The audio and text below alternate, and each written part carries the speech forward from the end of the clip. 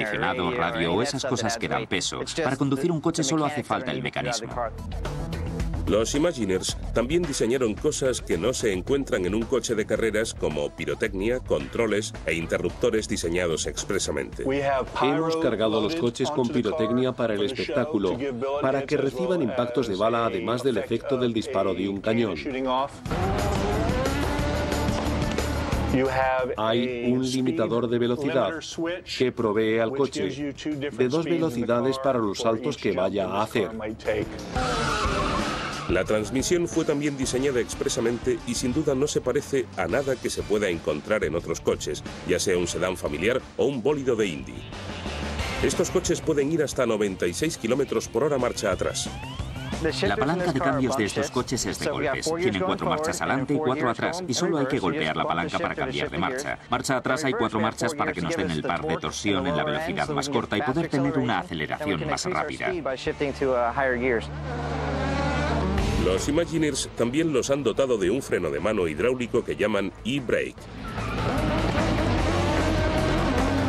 Todo es hidráulico, no se bloquea cuando lo subes. Puedes hacer un trompo entero, soltarlo rápido y volver a seguir recto. De hecho, los frenos de mano posibilitan que el coche gire y gire describiendo 540 grados. Creo que el punto álgido del espectáculo para los especialistas es hacer los 540. Cuando estás en segunda o en tercera y a alta velocidad puedes hacer un trompo entero y luego ponerlo marcha atrás y seguir hacia atrás a la misma velocidad, lo que es muy apasionante. Sientes la fuerza en el asiento. Hasta las ruedas fueron diseñadas para satisfacer las necesidades del espectáculo. Están sobrehinchadas a 36 kilos de presión para girar y deslizarse mejor, y por eso pueden ir sobre 2 ruedas sin reventar los flancos. Contribuye a mejorar las acrobacias, pero no duran mucho.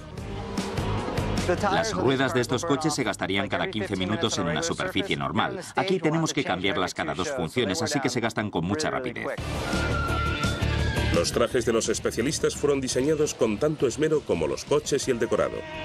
Para compensar la ausencia de aire acondicionado en el implacable calor de Florida, los pilotos llevan chalecos refrigerados por agua. Esta es la prenda tan chula que llevamos debajo del mono ignífugo. Tiene unas mangueritas que se conectan con estas otras 2 que se enchufan a nuestro sistema de agua y a través de ellas circula el agua fría del refrigerador. Es una sensación muy rara cuando lo enciendes. Es muy extraño pero alucinante. Dura unos 30 minutos y te mantiene baja la temperatura del cuerpo cuando conduces estos coches en los que hace tantísimo calor. En cada función hay un especialista que pasa un calor considerable. La antorcha humana que se prende fuego cuando su moto derrapa a través de una barrera de fuego. El equipo que lleva podría arder eternamente. Es alucinante. Primero hay 4 capas de protección y Nomex, una barrera térmica de retardante ignífugo. Y luego, encima del Nomex, se pone un mono de carreras como este, un traje de 3 capas que está empapado de gel refrigerante que actúa de barrera térmica fundamental. Luego, encima de eso, se pone un traje ignífugo que está hecho de una tela vaquera especial cosida con Nomex. Y ahí es donde caerá el combustible que finalmente lo envolverá en llamas. El espectáculo se inauguró oficialmente el 5 de mayo de 2005. Desde las gradas parece que todos estamos a punto de quedar hechos polvo, pero en realidad lo que hacen es colocar bien los coches en sus marcas exactas.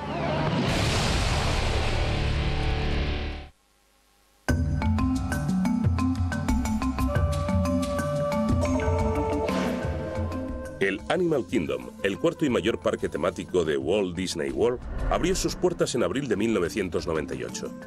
Con una extensión que supera las 200 hectáreas, este gigantesco parque temático es casi del tamaño de Epcot, Magic Kingdom y los estudios Disney y MGM juntos. Este cuarto parque habría asombrado al propio Walt. Aquí, dinosaurios de audio animatronics se enfrentan a su extinción catastrófica varias veces al día. Y en la atracción central del parque, Kilimanjaro Safaris, animales salvajes deambulan por 44 hectáreas de sabana africana trasplantada, con lo que aparenta ser una absoluta libertad de movimiento.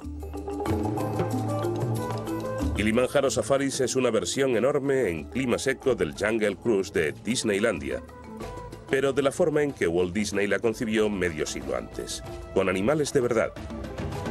Walt estaba fascinado con los animales. Cuando construyó Disneylandia a mediados del siglo XX, su plan originario era poner hipopótamos, jirafas y monos auténticos por las orillas del Jungle Cruise. Como sabemos, los animales hacen lo que quieren, así que no podrías asegurarte en el breve espacio de tiempo que la gente está en la atracción y en las reducidas zonas que estarían contemplando de que los animales estuvieran haciendo lo que tú querrías que hicieran en el lugar donde querrías que estuvieran. Así que las AA tuvieron que satisfacer los requisitos en ese momento. Pero para el Animal Kingdom de Disney, los Imagineers por fin contaban con los recursos y la tecnología para hacer realidad la visión de Walt. Kilimanjaro Safaris da la sensación de ser un entorno salvaje por el que paseas en un vehículo y en el que ves deambular a los animales.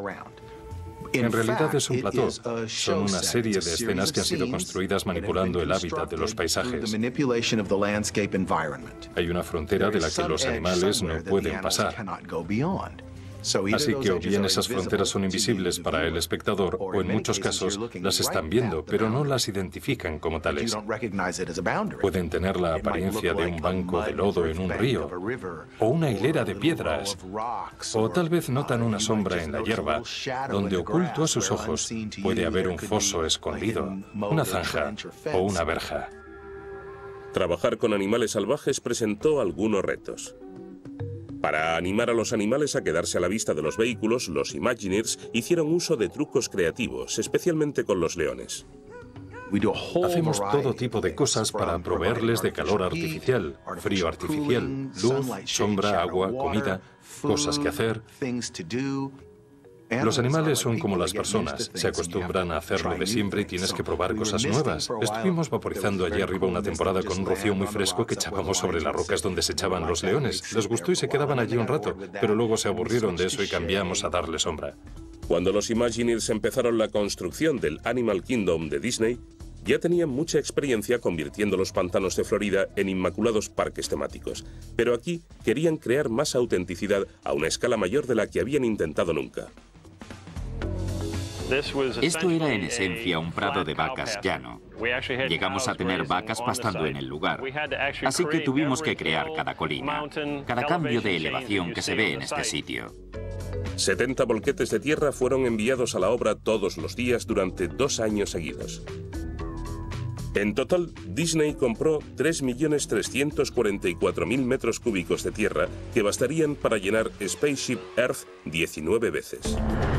Con el lugar ya preparado, Disney procedió a poner unos 4 millones de plantas. Prácticamente todas las plantas vivas que se ven en el parque fueron plantadas por nosotros. Algunas las cultivaron ellos mismos de semillas, pero en aceleradores que producían plantas adultas en muy poco tiempo.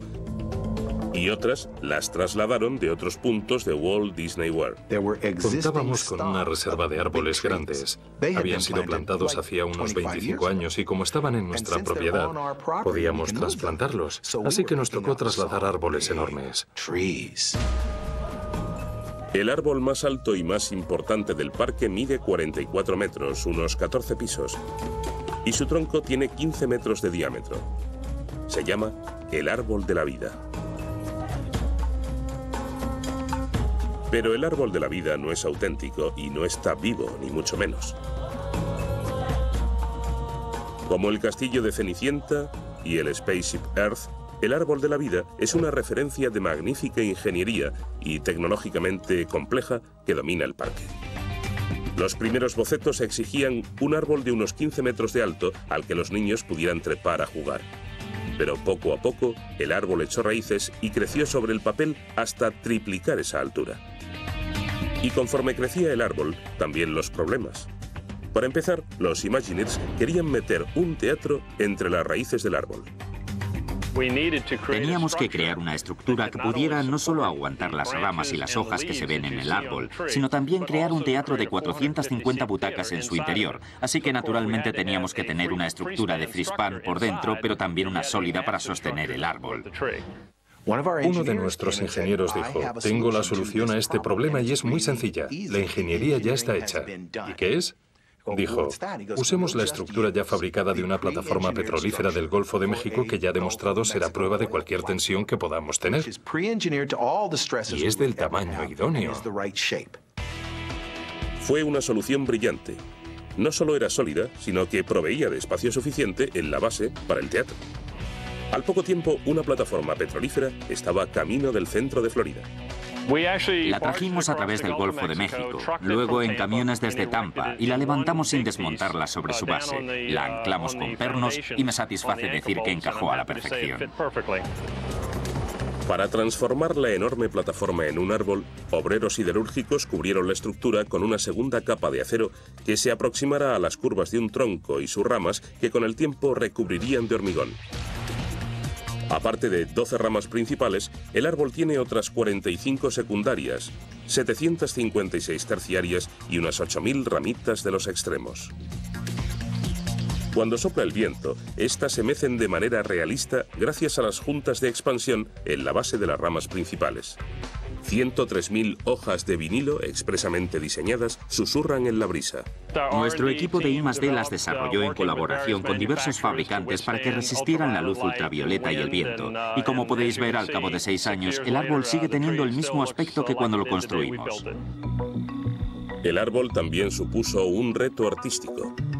Un intrincado montaje de más de 300 esculturas de animales están talladas en las curvas del tronco. Es como el juego infantil de encontrar el dibujo oculto ampliado a la escala de un rascacielos. Lo que hicimos fue esculpir los animales en una maqueta de goma espuma del árbol. Esas esculturas se hicieron dejándonos llevar por la inspiración, preguntándonos, ¿qué me sugiere ese nudo del árbol? O, caray, nos faltan cangrejos en el árbol, hagamos unos cuantos y cosas por el estilo. Algo muy artístico, un verdadero ejercicio estético. Una vez los artistas hubieron hecho su trabajo, el equipo técnico tomó el relevo. Dividimos el árbol en pequeños cubos y cada uno de ellos fue escaneado y luego esos escáneres se usaron para crear cubos gigantescos de metal y listones que posteriormente fueron traídos en helicóptero y colocados alrededor del árbol. Entonces fueron soldados y el resultado fue la réplica de tamaño natural en un armazón de metal de la maqueta que habíamos esculpido. Los artistas se pasaron los siguientes 12 meses, lloviera o tronara, esculpiendo la red de animales. Aplicando una fina capa de cemento al armazón de metal, el artista consultaba una serie de fotos y empezaba a moldear el cemento fresco a toda prisa para terminar la imagen del animal entre las 6 o 7 horas antes de que se endureciera el cemento.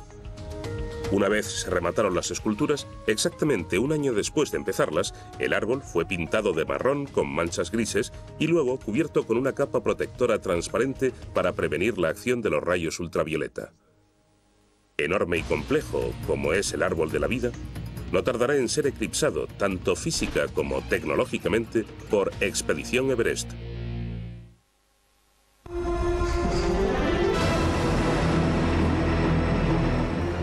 Los dinosaurios deambulan por las historias de Disney desde 1940, cuando aparecieron en el filme de acción Fantasía, luchando hasta la muerte.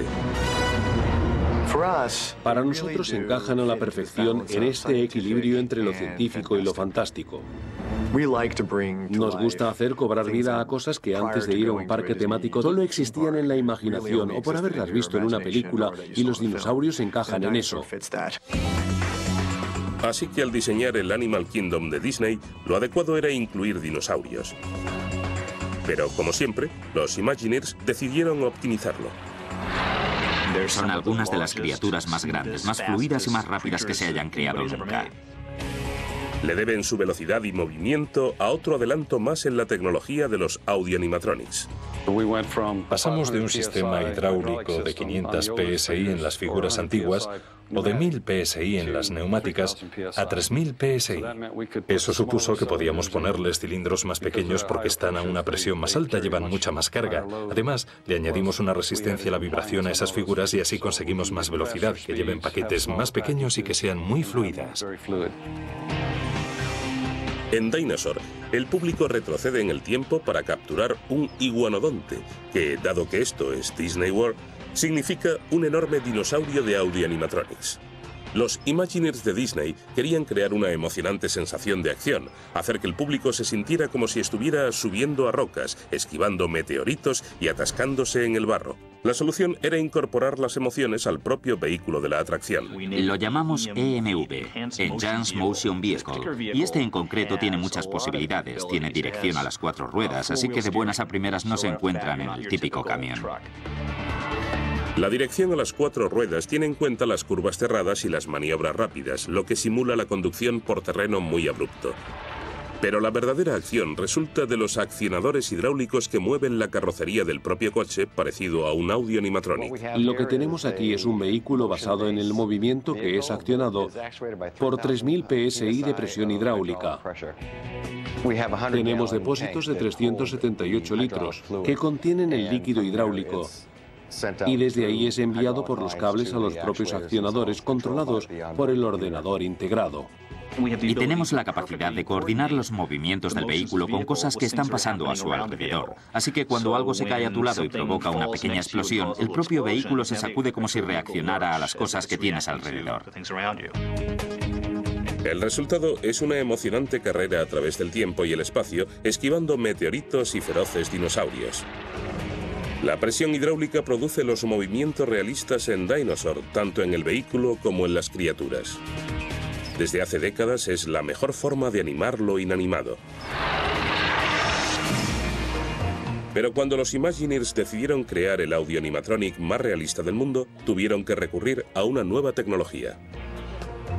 El innovador resultado es Lucky, el primer audio animatronic de la historia que va por libre. Lucky es un tipo de tecnología totalmente distinto de nuestras criaturas audio animatronics en las atracciones, cuyo principal objetivo tecnológicamente es hacer lo mismo una y otra vez por siempre jamás, y cuya ingeniería va dirigida a esa finalidad. Mientras que la de Lucky es reaccionar con fluidez y convincentemente. Dirige su atención a individuos y hace que se digan: ese dinosaurio me está mirando. Es el mayor salto adelante en figuras AA desde que Lincoln se puso en pie en la Feria Mundial de 1964. Para hacer esto, más o menos, tuvimos que reinventar todo lo que habíamos creado antes en figuras AA. Como queríamos liberar a Lucky de la tierra, del suelo y hacer que anduviera por los parques, adoptamos la electricidad. Disney empleó la tecnología de la fibra de carbono similar a la utilizada en bicicletas y aviones para crear un armazón resistente y ligero. Y formularon un nuevo compuesto de látex para la piel. Como es eléctrico, tenemos que asegurarnos de que todo sea más ligero. Esa piel es lo que llamamos espuma de látex, con la que se crea una piel de estructura muy ligera. De haber probado con cualquiera de los tipos de pieles que habíamos usado antes, habría sido imposible porque pesan demasiado y los cilindros eléctricos y los motores no podrían con el peso. Es la primera piel a la que los visitantes pueden acercarse y tocar, así que el tacto de la figura tenía que ser como el que piensan que tendrían los dinosaurios. Disney también ideó un software innovador y de marca registrada. Fue en esto en lo que fomentamos la innovación y superamos todo lo que se había hecho previamente. Tenía que ser manejado por una persona. Todo, desde un parpadeo a caminar y mover la cabeza, tenía que estar controlado simultáneamente en tiempo real, delante de los visitantes. Eso era imposible, así que para conseguirlo, hicimos un software muy avanzado que en realidad codirige la figura con el humano. De modo que es un humano y un programa informático lo que hace cobrar vida a Lucky cuando lo veis salir a escena. Los resultados son sorprendentemente verosímiles incluso para sus creadores. No os engaño, el equipo que trabaja con Lucky se toman al dinosaurio muy en serio. Lo ven como una criatura viva, le preguntan cómo está por la mañana, cómo se siente. Hasta ahora solo hay un Lucky y pasa mucho tiempo en los diversos parques temáticos Disney por todo el mundo. En el otoño de 2005 ayudó a inaugurar Disneyland Hong Kong. Uno de los motivos por los que a Walt le gustaban los parques temáticos era, como él mismo dijo, porque nunca estarían terminados. Siempre estarían evolucionando, mejorando y creciendo. Una de las nuevas atracciones más ambiciosas que ahora están tomando forma es Expedición Everest, y la cima de su estructura de acero se eleva 60 metros por encima de Animal Kingdom de Disney, a más de 15 metros por encima del Árbol de la Vida y a 3 del Castillo de Cenicienta. Expedición Everest contará con un emocionante viaje en montaña rusa dentro de la montaña, sumándose a la larga serie de montañas rusas albergadas bajo montañas de Disney. Space Mountain es la más famosa, pero la primera fue la Matterhorn en Disneylandia. De hecho, la Matterhorn hizo historia entre las montañas rusas cuando hizo su debut en 1959. Al principio, las montañas rusas siempre se construían de madera y tenían chapas planas de acero sujetas sobre la madera y en los laterales. Eso tenía que ir dentro de la montaña Matterhorn. Era imposible hacer la carpintería tradicional.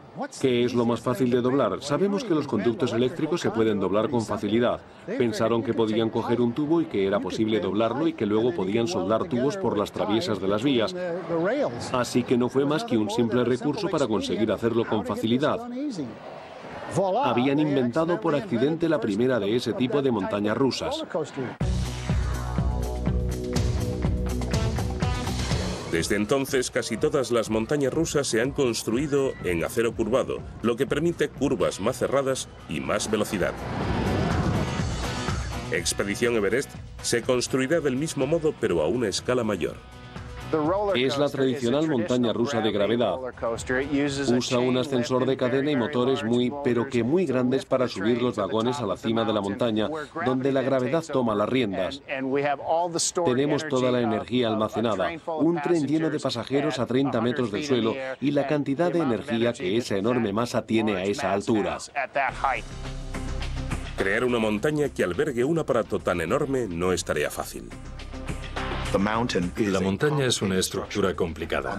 Por fuera parece una montaña, fenomenal, pero en realidad son 3 sistemas arquitectónicos independientes. Hay un sistema rígido que sostiene el hormigón de la montaña y que es absolutamente rígido por definición. Hay un sistema dinámico flexible que es la vía del aparato que, como lleva un vehículo de muchas toneladas desplazándose sobre ella, tiene que moverse, pero nunca puede tocar la montaña. Esos 2 sistemas no pueden tocarse, pero hay que construirlos a la vez de modo que el acero de uno penetra en el de otro. Y si pones un trocito de acero cuando no debes, paras todo tu proceso de construcción.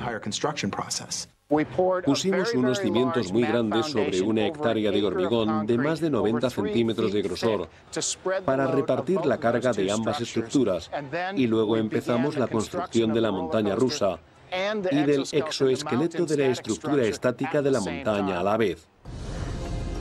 Para complicar más las cosas, hay un Yeti gigantesco, el mítico guardián de las montañas.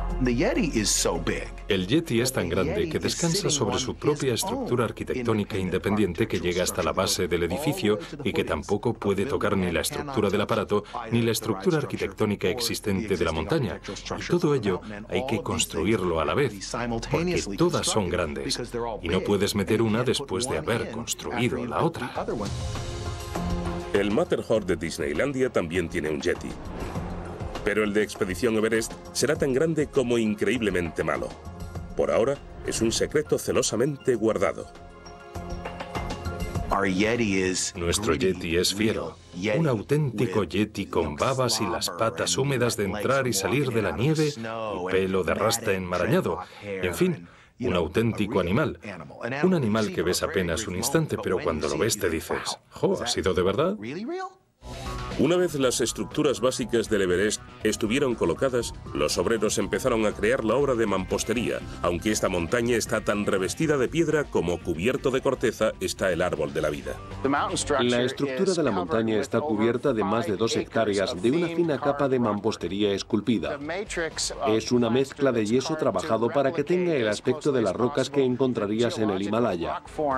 Desde aquí estamos viendo parte de los andamios en el exterior de la montaña. Estos se usan para darle acceso a los obreros para que instalen el listón, que es la matriz sobre la que se aplica el yeso que luego se esculpe y más tarde se pinta. Miles y miles de obreros de la construcción del centro de Florida están trabajando en el proyecto, y esto es como dirigir una orquesta. Al cabo de 3 años de construcción, la montaña estará por fin terminada y Expedición Everest abrirá sus puertas al público. En Disney se ha dicho que a una buena idea nunca se la deja morir. Expedición Everest parece confirmarlo. Es otra enorme expansión del concepto de parque temático que Walt presentó por primera vez en Disneylandia. Muchas cosas han pasado en las 4 décadas transcurridas desde que Walt Disney bosquejara la idea para su mayor y más ambicioso proyecto. Walt Disney World es enorme y complejo tanto en su visión global como en sus operaciones de cada día. No es precisamente lo que Walt describió al mundo cuando se descorrió el velo acerca de su misterioso proyecto Florida, pero es lo más parecido en el mundo a una auténtica plasmación del mayor, más grandioso y más mágico de los sueños de Walt Disney.